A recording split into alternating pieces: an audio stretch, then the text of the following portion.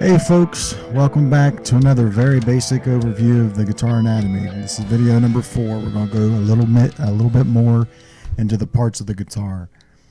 Starting back up again with the headstock, we're going to talk about these silver little string trees here. Now these string trees have little grooves in them where the strings will slide into, and they just go right up to the tuner. And the purpose of these is to help with tuning stability and to break the angle of the string from the nut to the tuner, just to take some of the pressure off of the nut and to help with tuning. Now this cavity right here, this hole, is for your truss rod. It's not located here in the same place for all guitars. But if you see this on a headstock, that's what it's for. Some are down at the bottom of the neck where you actually have to take the neck off the guitar to adjust it. Some have a cavity in the body to go up through and adjust. And there's just a little nut at the top where you can spin clockwise or counterclockwise to help straighten out your neck if it needs it.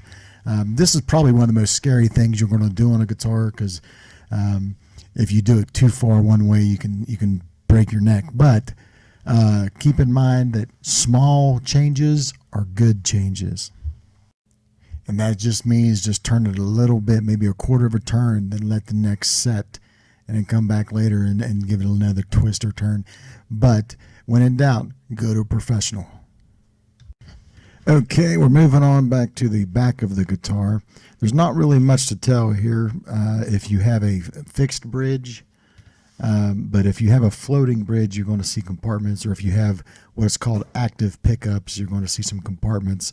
These are all things that we'll definitely cover in another video, but I just wanted to let you know that and be aware of what's going on here.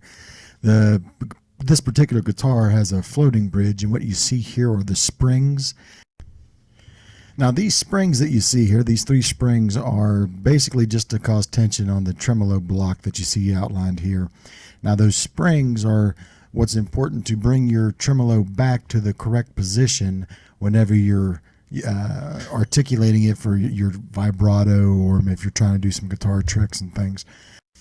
And this silver plate at the bottom with the screws in it, that is where everything is anchored to. That's your anchor plate. Your ground for your pickups is also located underneath there. It's attached through the screws. This is an example of a bolt-on neck. That's what this is that plate on the top is for strength and stability. Those screws go all the way through and into the neck.